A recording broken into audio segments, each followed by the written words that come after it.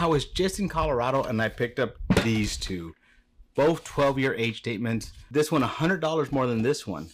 And last year I have the same Angel share, but the 10-year. Will this 12-year be better than this 10-year? Will this 12-year be better than this 12-year? What I'm going to do is I'm going to blind them, rank them, and see who comes out on top. Are you ready for this one? Let's go. All right, welcome back to Old Fashioned Ways. I'm Doc Martinez, and as I was mentioning, I have these three bottles. I just picked up these two 12 years, and I had the 10-year from last year. I enjoy the pour. I was at Stranahans, walked in there, and they had this on the shelf. It's their founder's release, distillery only.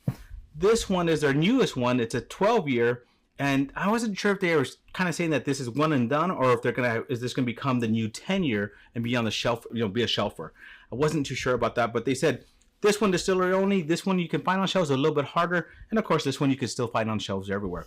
Well, I wanted to compare them. I was first just going to compare these two, but then I decided let me throw in the 10-year and see if this one comes in last.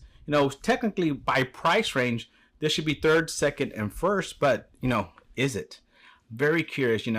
Very curious, is this one worth going to distillery and grabbing a bottle of, being close to $200? Is this one, at $100 better? Did the extra 2 years make it better than this one? Only one way to find out. So what I'm going to do is I'm going to pour them out, get it set up as a blind, and then kind of just go through them and taste them and kind of give you my thoughts on it. All right, let's move these over a little bit, give myself a little bit of room. I have them here in front of me, poured out, kind of mixed up there. I've been mixing them up. And yes, I have them all with labels, but I promise you, didn't memorize which one into which. I don't want to know, because I want to really test this and do this blind. Normally I have my wife pour them out, but we have company over, so I didn't want to take away from them. So let's just start looking from left to right, and then I'll go kind of give you my thoughts, my initial reactions are, and then I'll go backwards, but cleanse my palate through each one. So just looking at these, first just looking at them, these two seem darker than this one. But that's kind of just looking at it now. It still seems darker than that one. And these two are pretty damn similar, pretty damn close. So just by looks, 12, 12, 10, but 12, 12, I can't tell the difference on that, right? I don't know. Next, let's just go for that aroma. Let me just kind of start sniffing each one and see what I think. Ooh, that's actually very different. I was expecting a little bit more maltiness. What is that? That is actually interesting smell. Let me see. Oh, I didn't realize that this was port wine cask. So you know what? Before, I'm gonna smell these a little bit. Ooh, this actually smells different than these two. These two smell similar. This one smells kind of doughy, like nice dough.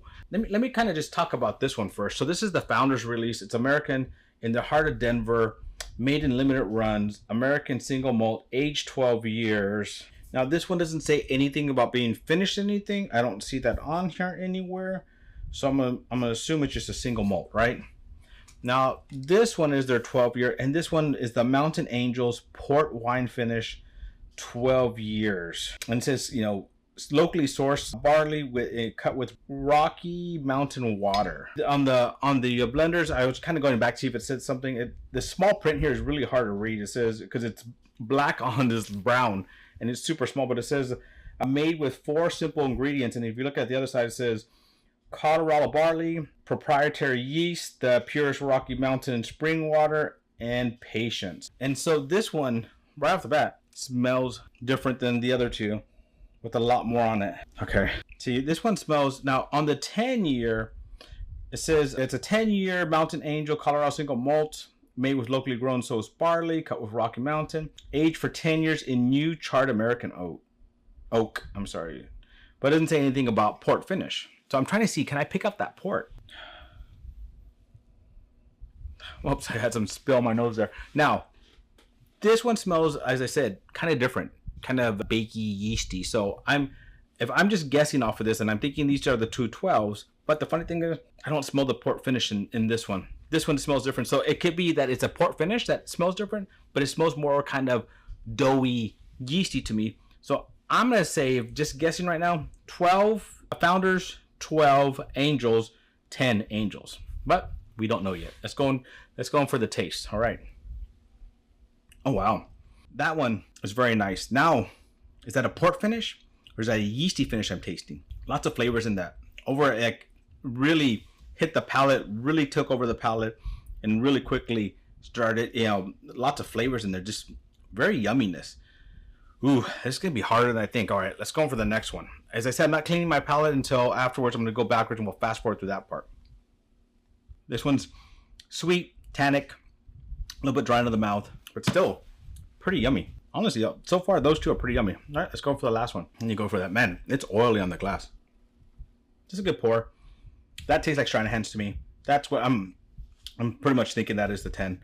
But I'm gonna pause it, go backwards for this, cleansing my palate in between each one, give you a ranking and tell you which one I like the best, and also give you my guesses before we reveal them. All right, give me a second. I just went through it backwards, forgot to record, so there's not gonna be any fast forward because I just went through it all. I'm gonna give you my rankings. I'm actually gonna rank them first, second, and third in that order. Now, when I went back through it and I started tasting it again and cleansing my palate, this is my guess right now. This is the 10. This is the Founders. And this is the port finish, because when I started tasting it again, I thought I started tasting that kind of port tastiness in it. There's kind of that grapey, but it's funny because also I get a little bit of like a gingerbread note in there, which I've never gotten before, and I think that's very interesting. And so that's why kind of this is just very different and very interesting to my palate. I'm liking it a lot. I'm not a big, you know, I'm trying to expand my palate. I'm not a big malt guy, but I do like Stranahans pours for the most part. I've enjoyed them. And I was blessed enough that I actually went with Shane and actually did a pick with them. So I got to taste. That was the first time I actually really got to ever taste Stranahans, and that was like cash drink straight from the barrel. So much fun, good company, just a good time. But yeah, so I'm rating them this way. I'm thinking, as I said, this is the 12 port, Founders 10. So let's see. Let's go with my third place, and I'm not saying any of these are bad. I'm just ranking them in that order for myself. So let's see what this is. It tells you in the bottom here, 10. So I was right. This is the 10. Now, do we just jump to the winner? Yep, let's just jump to the winner to see what the winner is. What's that winner? 12 Founders. So this is the Founders, which makes this the 12 port finish. I kept going back and forth on that, but that taste at the end, there's like let's say kind of gingerbread, kind of yeasty, kind of doughy kind of taste in here. There's a sweetness in here. It's just actually really, really good. And I like it a lot. Now, I was really, really, really hoping that this was the 12 port finish. $99, go grab another bottle. $200, I'm not too sure. Fun to have one on my shelf though. But honestly, I mean, it's a little bit drier, but there's just so much flavor to that. It's just, these two stand up more than this, so that extra 2 years is adding on. But I kind of wish it wasn't 2 years in the port finish, it was just an extra 2 years. But that 2 years has added so much more complexity and flavor to that I'm really enjoying it. And I'm glad I have this on my shelf. But now, kind of want another bottle of this one just because it's so unique. And I like when you get those unique flavors. Woo! What do I do? I don't know. Well, my friends, if you're at the distillery, I say grab a bottle of this. $200 is a lot of money, but it's going to be very unique. It's very different. And that gingerbread just kind of just... I'm going to go have my wife taste one. She loves gingerbread. I wonder if she's going to taste that. But I just thought it was very unique and interesting to me. But overall, I would take any of these pours to sit with some friends and sip on them. This one is just good just to have on your shelf and kind of just enjoy as well. But this one is very, very unique. So there you go, my friends. Thank you for joining me on another journey down my whiskey rabbit hole, or my malt whiskey rabbit hole. To our next journey, my friends. Cheers.